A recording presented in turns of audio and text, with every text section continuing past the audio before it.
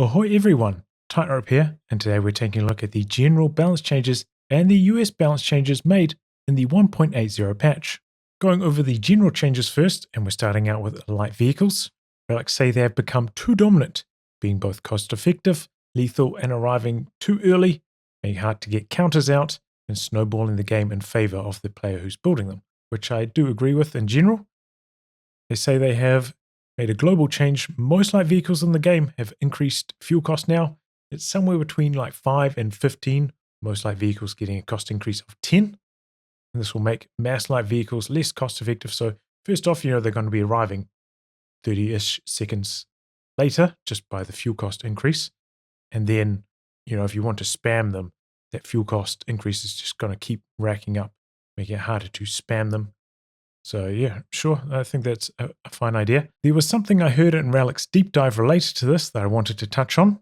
For example, this light vehicle thing, result of TTK, has been very much a big surprise, because if you think about it, we kind of buffed all of the infantry units in the game, but the end result was, at least in certain matchups, right? Not all matchups, but light vehicles became much more dominant. I feel it was disingenuous to say that these light vehicle spam strats became a problem after the most recent TTK changes, because that's not really the case. They've been in the game for a very long time. Here's a screenshot of a third place player from my Master League tournament. Well over a year ago, Alpin's got 5 8-rads and a 2-2-1 as Wehrmacht. That's from a very long time ago. There have been a few things that have facilitated these light vehicle spam strategies. First off, the Greyhound getting the armored skirts upgrade just made it so much easier to keep that thing alive, thus much more effective to spam it, because you could keep them alive, keep building your numbers, and just completely overwhelm your opponent with its firepower. So yeah, the Greyhound armor skirts, that's a big one. So yeah, I'm not sure why they did this exactly. Feels like this is going to be too good, around that light vehicle timing.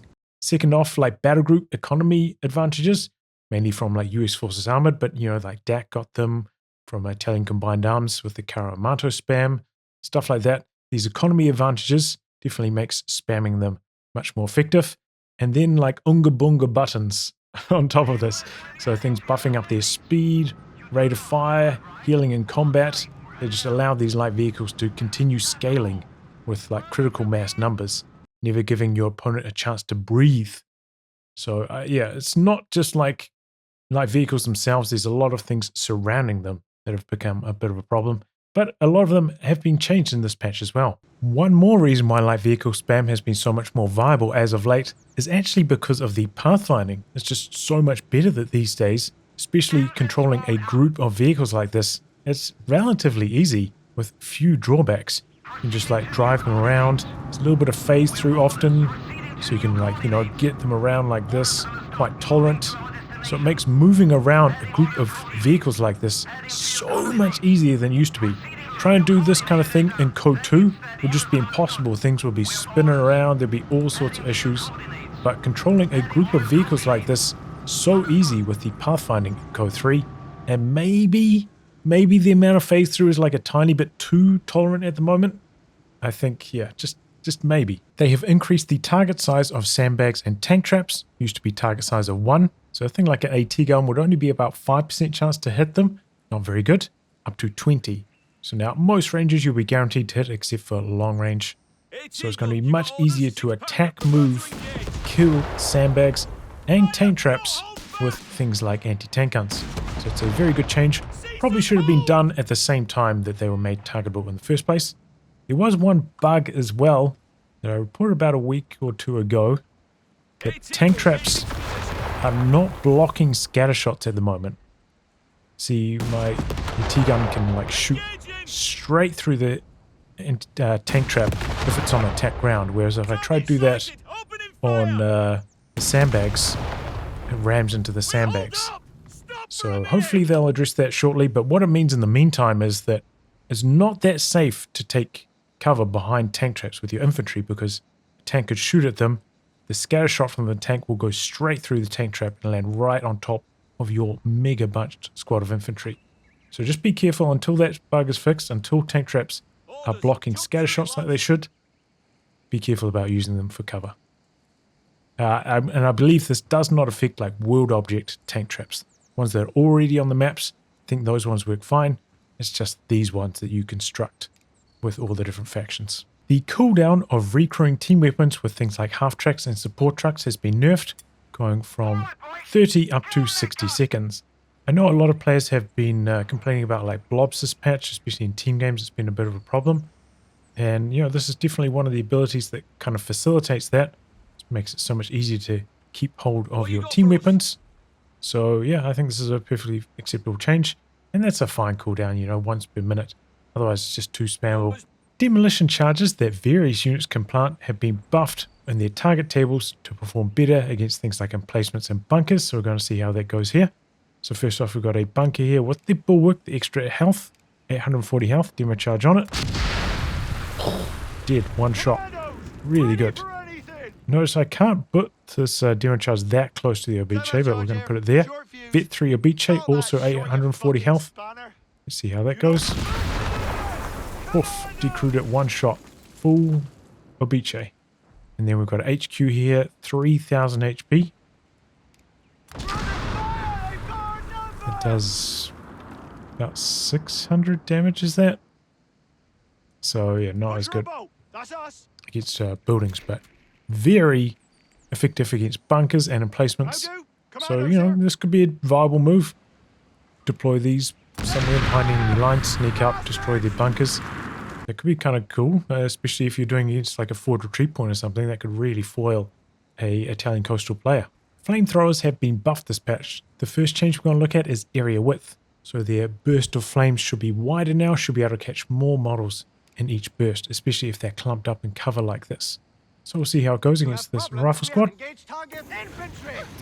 And it's unfortunate because we attacked at the end of the squad.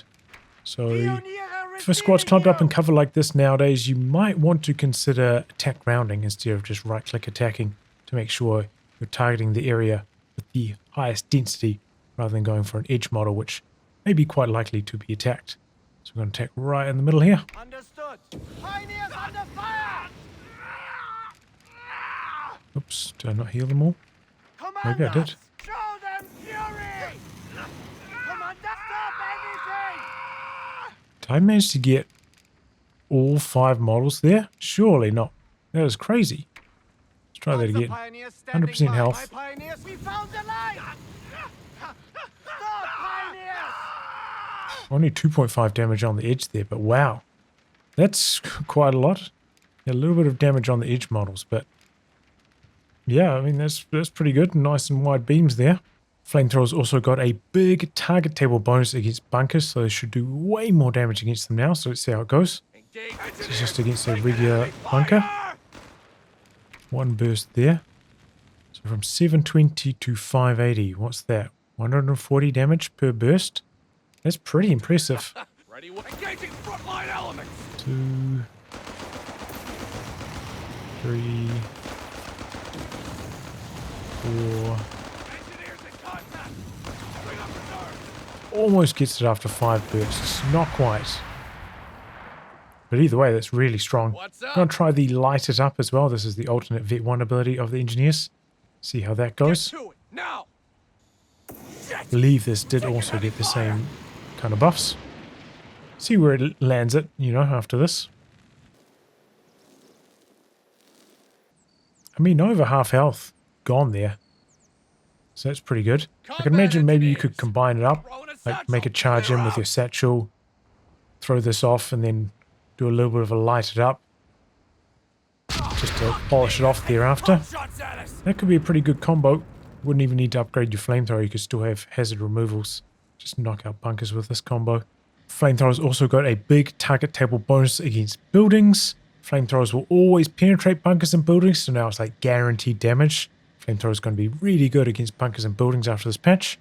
On top of that, vehicle flamers also got buffed. They got 25% more damage. And all flamethrowers got a cooldown bonus. 1/4 second faster cooldown. So what I wanted to do is see how fast a pair of L6 flamers can take out some buildings after this. First we've got a US Forces mid-tent here, which is 600 health.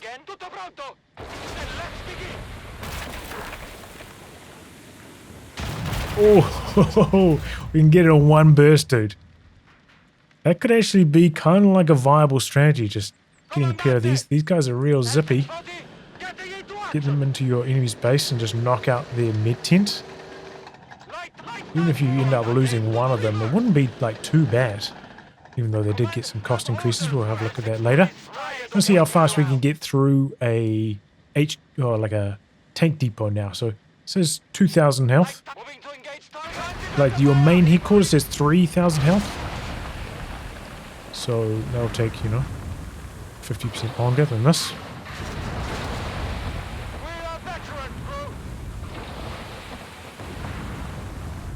I mean, that's like respectably fast. I could imagine a situation, you find your opponent a little bit out of position. Especially if it's like the tail end, your L6s are kind of starting to become a bit useless. Maybe your opponent's invest into quite a lot of anti-tank and it's out on the map. You like sneak around into their base, knock out their tank depot before they get a tank out or something like that. So it's something to watch out for because as we can see, it's like respectably fast. Or especially in team games if you get like 4 of these or 6 of these. That could be quite nasty. Salvaging has been buffed this patch. Now it can provide both fuel and manpower when you salvage a vehicle wreck. So if I click on a wreck, you can see how much I can salvage it for here. Plus 75 manpower because this doesn't cost any fuel to build.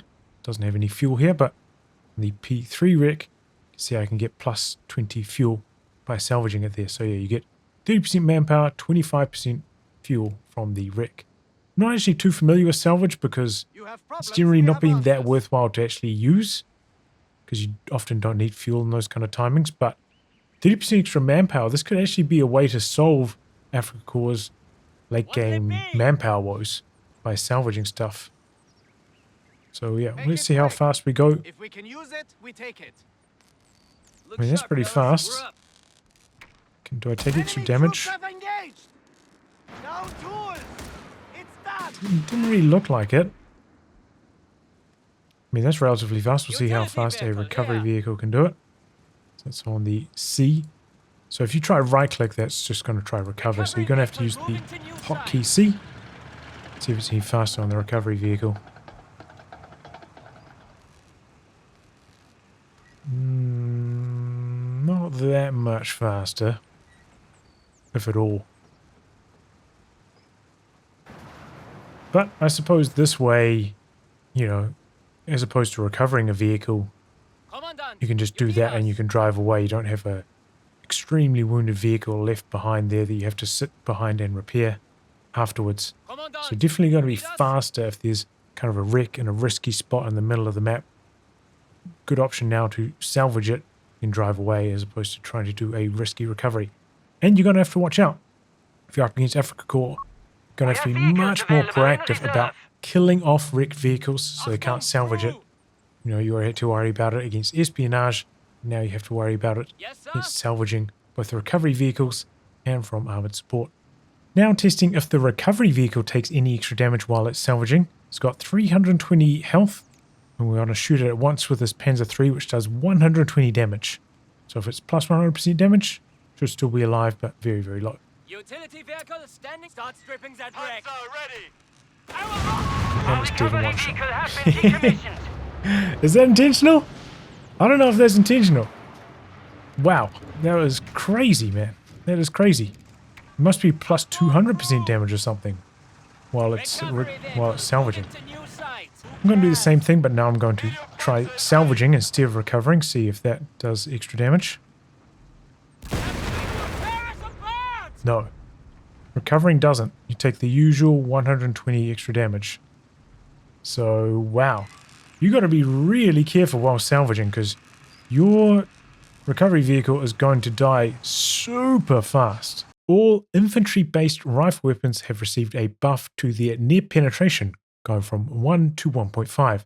Developers say they're trying to target ultralight vehicles with this change, so they can't charge up to you point blank and start blasting you right at the start of the game, or as effectively as they used to, because they're going to take more damage in return, because your rifles are going to pin them more often.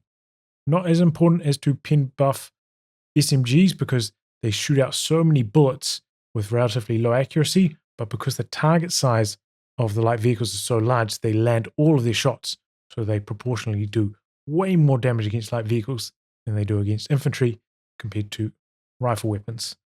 So this is an interesting change because it felt to me like most of these were fine in the last patch except for the dingo. So it feels like a lot of changes are happening in this department. But maybe it could have just been like a small dingo nerf instead. But we'll see how things play out. I do think this is maybe kind of sad, you know, because these ultralights often have a pretty narrow window to do their business. And this makes it hard for them in the early game. As soon as snares come online, you have to be way more cautious with them. So now you're not going to have the option of just charging in, doing damage. You're going to have to like fire from long range, look for flanks.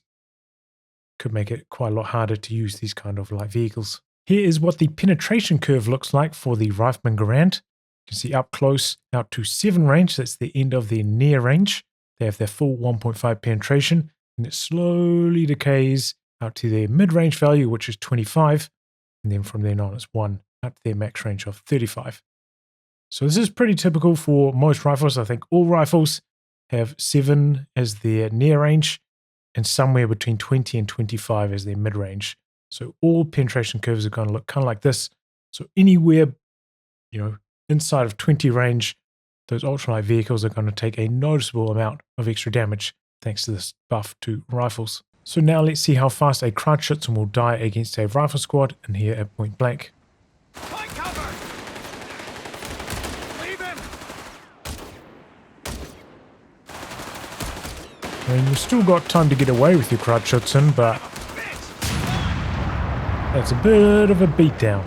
The Pintle machine guns that you can upgrade on many vehicles will no longer shoot at aircraft. They did very, very little damage to aircraft in the first place as kind of like a balancing measure, because otherwise Brits who don't get Pintles on most of their tanks kind of have a disadvantage in the anti-air role. And it's kind of just there for the immersion factor, because that's kind of what Pintles did in the war. They would shoot at aircraft sometimes. But yeah, it kind of ended up in a situation where it was all negative, right? So you do basically no damage to the planes, but your tanks will get revealed in the fog of war by a plane coming through. And if you're Africa Corps, your emergency repairs will get interrupted, stuff like that. Might have to go and hold fire or whatever to stop them shooting at it. And it's just, yeah, all negative, basically no positives apart from immersion. So we can see how that goes here. Swap them over to a paradrop. Skies are clear. Heading to target. You can see that they are not shooting at that at all. So, yeah, I think that's probably fine. Just makes the game easier to play overall. Perhaps more balanced as well. One thing that I thought they might do instead was that for these planes that are invulnerable, like the paradrops, the supply drops, the ones that cannot be shot down at all, maybe just make it so anti-air units don't shoot at them at all. Because potentially, you know, your anti-air unit, and if it's a team game situation, if multiple drops are coming in at once, they might shoot at one of these paradrops instead of shooting at like an offensive strafe or something, wasting their damage. Or similar situation, you might have a flak feeling, might be trying to sneak it around somewhere, gets revealed in the fog of war by shooting at a paradrop, which it cannot shoot down at all. And there's no benefit to it at all. Like, they don't gain any veterancy by shooting at these invulnerable planes, as you can see here. Don't gain any vet from doing damage or anything like that. So it's, for these, I could maybe see that as like a alternative solution, or like something they could still implement, because yeah, they've made these planes invulnerable. Why are we still shooting at them? Post-fire aim time has been standardized to 4 seconds.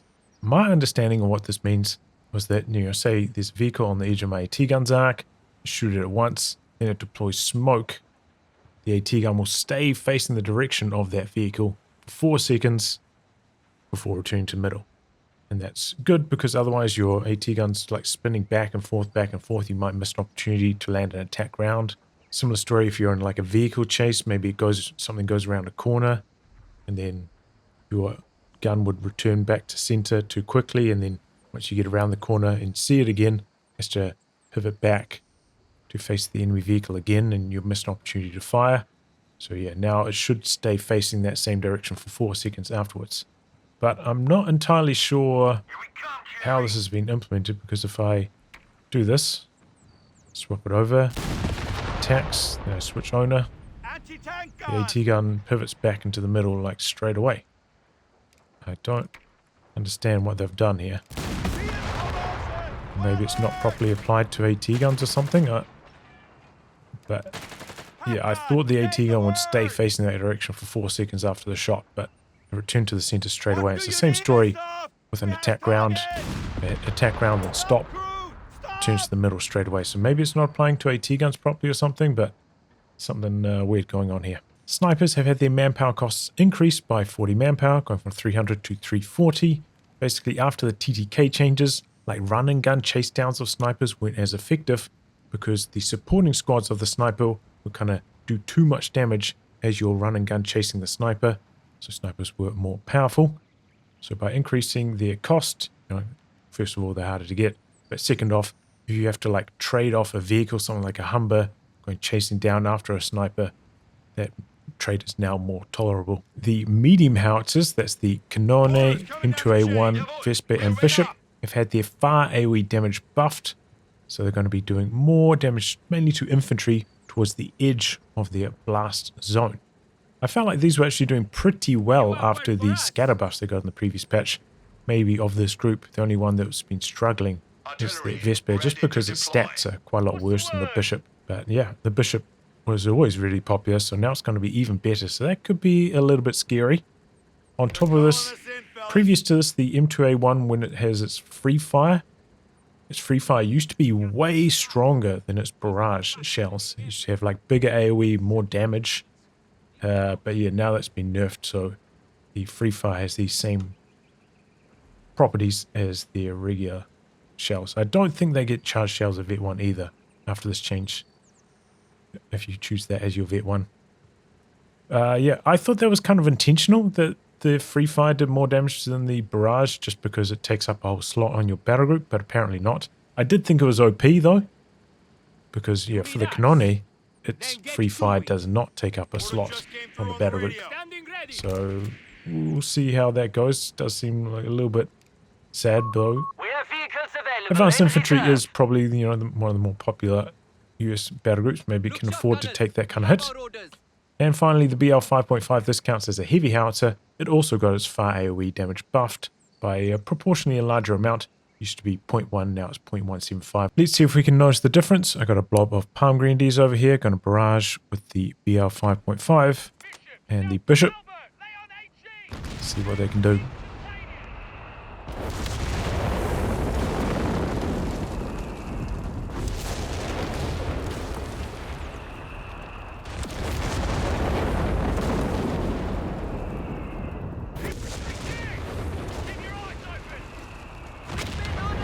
Bishop's scattering long a lot, isn't it? Ooh, the BL's looking pretty good there, actually. Slow rate of fire on it, but when those shells hit, they are doing some big damage. On to US forces, and we're starting out with the Air Support Center. Now, the P-47 dive bomb and strafing run no longer share a cooldown, which I think is sensible overall because they kind of gate upon munitions. They're not oppressively powerful or anything like that. And there'll probably be, different planes maybe doing them. So, sure. I think this is a good change. And the Air Support Center kind of did need an extra nudge to make it more relevant, right? One thing that I was curious about, there used to be a mechanic where if these got shot down, they had a longer cooldown. So, let's see how that works. Got a bunch of flak feelings here, ready to shoot this down.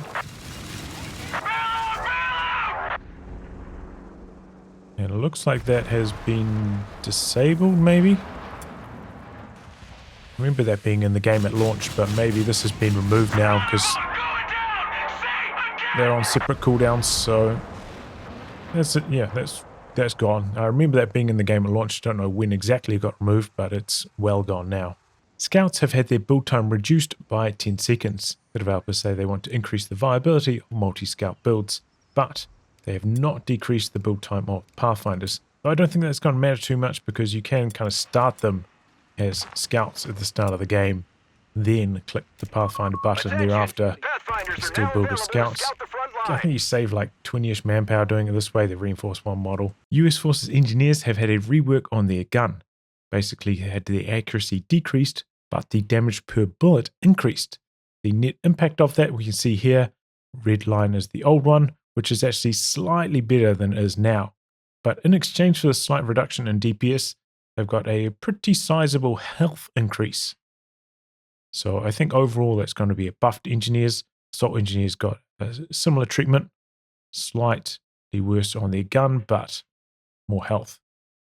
And on top of this, you know, because they're doing more damage per bullet on their gun, it's going to make them better against ultralights as well, where the accuracy doesn't really matter, the high accuracy, because they're going to land every shot anyway. So yeah, I think overall engineers are going to be better after this change. Riflemen got a population cost increase going from 7 up to 8. Comparing them to the other main lines, Grenadiers 7, Sections 7, but Panzer Grenadiers are 8. So I think they probably do justify that extra cost compared to some of the others, especially once you've upgraded them, the bars and the grenades and whatnot. They do outperform Grenadiers at least. But yeah, and it did often feel like US forces could fit 1 or 2 extra units into their population compared to some of the other factions. So it's probably fine. On top of this, Grenadiers did also get a very slight nerf to their veterancy, and take longer to vet them up. Bazooka teams have been buffed. They've had a cost reduction from 280 down to 250. I think they got increased in the previous patch when they got this new passive, but they didn't turn out to be too strong after that, so they had a cost reduction again after that. I can't remember what their old reinforced cost was, but maybe this has brought them down by 1 on reinforce as well. Can't remember exactly. On top of that, with that passive, now it will work from inside of a building. So you get inside the building, you can see the timer there, and then you get that 7.5 range bonus. Looked a little bit weird there. Do you see how they kind of like ran out and then ran back in? What was that? Jumping in. And they run out. And then they run back in. So something still needs to be refined there. One thing that I didn't know about this before, but you can actually click here and you can use attack ground from inside of the building. Something you couldn't do in COH3. Looks like I'm only firing 1 bazooka out that way.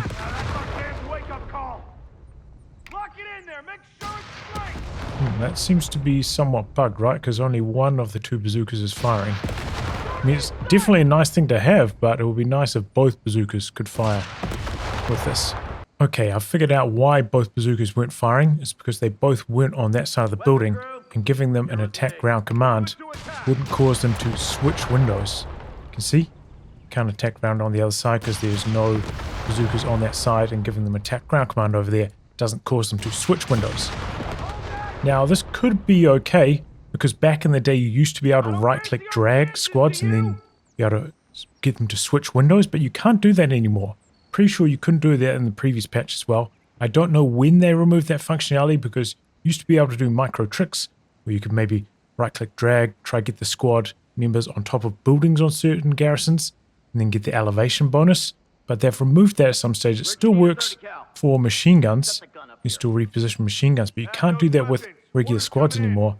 So you can't do that micro trick anymore, and makes it less useful to be able to do attack rounds from inside buildings as well. So yeah, maybe they could bring that back so you can right-click drag squads around, make them switch windows inside buildings.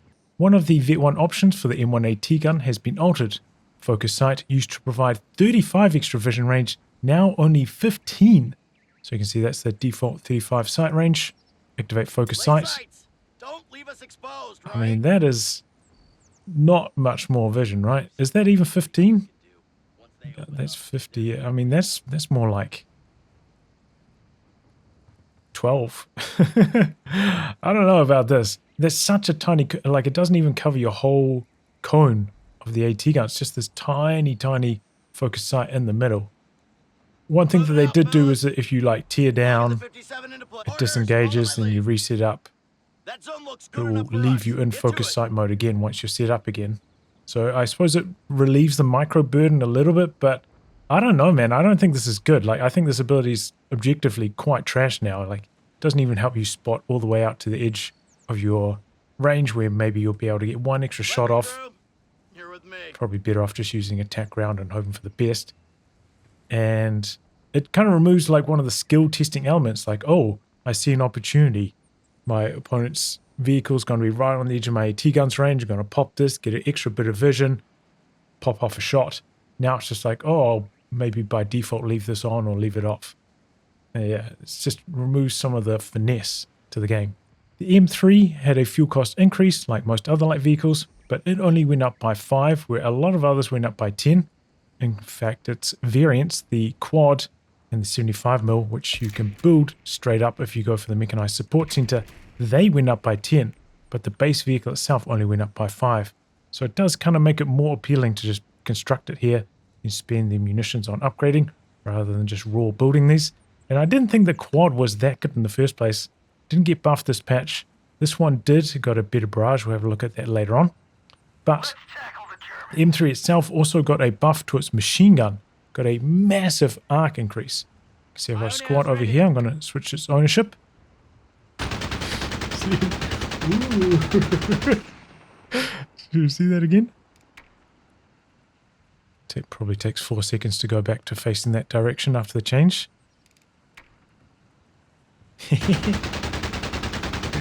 That's kind of interesting. Look at how far back it can fire now, like before it has to start turning. All the way back here. If I start to move it further, just about there. Yeah, you can see it's starting to turn now. Just start to shoot at this guy. I believe if you right click... Oh, interesting. I thought if you right clicked it would get your vehicle to face that direction as well, but it doesn't. That's interesting. I think that's different to how Halftracks worked in Code 2. One of the V1 abilities for the M3, Salvage Crew, has also been fixed. I think there was a bug with it previously where you could somehow get infinite resources, and it'll do give you like a flat amount of resources after a set amount of time, depending on whether you salvage a decrew team weapon or a decrew vehicle. And rather than depleting health over time, it will just destroy it after a couple of seconds and then give you the resources. Doesn't say specifically how much you salvage. But yeah, okay, there we go, plus 60, and then they come back. So basically never sees any play because everybody upgrades these. But, you know, now you can maybe do some salvaging. Might be able to like squeeze some of this out if you've got like straight Vet 1 from US Forces Armored. Come out here, do a bit of salvaging, then upgrade it to like anti-air later on if you need that. Could be an option to squeeze out a few more resources. The high explosive barrage on the 75mm M3 has been buffed. First off, it's got more range. It can now fire out to 90 range, so that's ages away. You're going to comfortably outrange AT guns with it now if you want to barrage those, so that's good. It's also going to fire shells faster. Used to be the case where you kind of fire like one shell and then it would land, your opponent would notice it, dodge away well before the second shell lands. But now you might be able to get 2 shells off before they're able to dodge away from it effectively. And it's got slightly better AoE as well. But they did nerf its scatter. So let's see how it goes. Close to max range against this AT gun. That's a pretty high one, isn't it? Looks like I might have maybe 2 model damage cap. And that's pretty respectable. I know like the scatter's probably slightly better because we've got vision of this. But that was good. Against an AT gun. Let's see how it goes against a flak. Because these are notoriously hard to kill sometimes. Does seem like it's got like a 3 mod damage cap and one portion of that damage is often getting absorbed by the weapon. Still a problem that exists in this game. So the flak is still quite hard to chew through. But, you know, if they don't dodge at all, like it's firing a lot of shells, right? You will eventually get through it. So that is, yeah, I'd say much improved. Basically, the only situation where it's worst is maybe if you're trying to do like cheeky drive up close one shots. But even that, no, it's probably better because of the better AoE. The Greyhound has received a cost change. It's got up in fuel by 10, up in population by 2, but down in manpower cost by 20. But you will pay that manpower cost back over time because of the increased upkeep from being a high population. They've also reworked it so that the main gun on the Greyhound is worse against infantry. It's got worse AoE, but then they've made the Pintle machine gun upgrade on it stronger. So I wish I knew this was happening, because then I would have done like a before and after, but we'll see how it feels now. Squad out in the open, squad clumped up in cover. No machine gun upgrade first. See how that goes, see if we can notice the difference. After this change, you may want to go for like the machine gun first, then the skirts second. So you can keep like that shock impact of the Greyhound like really strong when it first hits the field in terms of infantry killing power. Whereas before this was quite common to go for skirts first just to keep it alive. Make sure it didn't get yourself in trouble.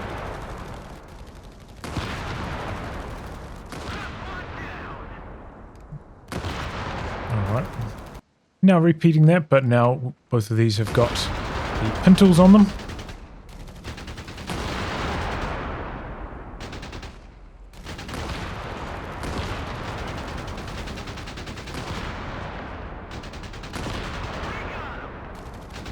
Seems to be a little bit less of a valley between these two now. You kind of rely on the main gun to weaken stuff up, and then the machine guns to consistently like chop them down once they're weakened. Interesting. The Chaffee has received a load of nerfs. First off, fuel cost increased by 10, pretty standard for most light vehicles this patch, but a population cost increased by 2. Its near penetration, if you're like point blank against enemy tank, has been reduced by 30, which does matter quite a lot because, checking on a Panzer IV, used to be 180, now it's 150. If you drive point blank head on against a Panzer IV, you're not guaranteed to pin anymore. So you're probably going to need to get onto the side armor a bit more against things like Stugs and Panzer IVs. Not just going to be able to drive in point blank and pin them quite easily. Follow on effect from that, the ACP or APCR rounds, because it's plus 50% weapon penetration, they're also going to be proportionally worse as well, because it's plus 50% on their point blank. So it's going to make it hard to like pop these and then do well against the frontal armor of like a Brumbeer or something like that. Again, you're going to need to get onto the side and rear. You're going to need to use that Chaffee speed if you want to use it against the big boys. One good piece of news though, when you build it initially, it comes out on prioritized vehicles. Also on the Chaffee, one of the Vet 1 options used to be called Seek and Destroy, is now called Vehicle Detection. Used to provide both vehicle detection and a speed buff for 30 seconds. It's been increased to 45 seconds, but no longer provides a speed buff. And I believe the same used to be on the Greyhound as an option, but now that's just vehicle detection as well. So yeah, a lot of nerfs to the Chaffee. The armored Battlegroup has received a few changes this patch. First off, strength and steel has been nerfed, gone up in command point cost by 1. It's a pretty strong all game long bonus type ability, enabling some of those spam strategies. So they've hit it, and if you want to, like, say, rush out a Scott, you're going to have to pick fast deploy now. Speaking of the Scott, it's had a cost increase similar to other light vehicles, going up by 10. It had picked up quite a lot of popularity as of late, since it got its AoE buff in the previous patch. And because it's a call-in vehicle, I could definitely imagine people like skipping motor pool, maybe combining Scotts with bazookas, and rushing to tier 4 alongside of this. So I think it will still be quite viable. On top of this, they fixed its barrage, so now its barrage and auto-fire have this same like AoE projectile, which I think is a buff. So we're going to try it out here at max range up against this machine gun, see how it goes. See if we can notice any differences.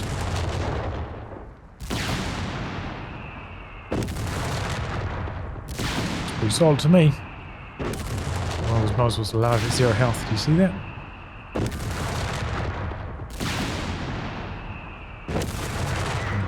I can't really tell any difference. By the way, that's a trick you can do. Like, the activation range on the barrage is shorter than its active range, so you can barrage and then like back up about 10 range while it's still firing. Just a little bit of a micro trick for you guys. Seek and Destroy has been nerfed. The speed bonus it provides has been reduced. The rate of fire bonus it used to provide has been removed and replaced by plus 10 to vision range. It says plus 10% to vision range. Needs to remove the percent. So as we can see here, we've got 35 sight range there. And it goes out to about 45. Whereas plus 10% would be plus 3.5. So I need to slightly adjust that. Also, field repairs has been buffed, come down in cost by 15 munitions. I will say that it doesn't say how long field repairs last here in the description, because it does say this lasts for 45 seconds. So maybe it needs a little bit of extra text describing there. The other day on Reddit, there was a post by Inverse, who runs codb.com. It's a COH3 replay site. And since Relic implemented that new player profile replay system, he's kind of been like collecting all these replays, and he's been storing them and now analyzing them. He says that he's going to, in the future, have them more accessible in terms of stats and stuff. But the takeaway relating to what we're talking about is in 1v1 Armored, previous patch was picked 36% of the time instead of like 25% if they were all equal, and had a win rate of 52%. So, you know, it had a bit of room to get nerfed in this patch, but I do think it's probably going to like tumble down quite massively after this patch. One more thing that I wanted to say related to these light vehicle cost increases this patch is that over the past handful of patches, Tier 4 teching has had its cost reduced for most factions, both in terms of teching and I think some of the units inside of that as well. And I feel like this was partially done to try and like keep up with these light vehicle rushing type strategies. But yeah, now light vehicles are more expensive. That's left an issue. I could definitely see a rise in Tier 4 tech rushes now, because it's going to be harder to punish that type of behavior with light vehicles. So yeah, look out for that, maybe combined up with certain battle groups to help fill the gaps. A huge thank you to all of my Patreon backers, and if you enjoy these videos, I hope you consider coming on board.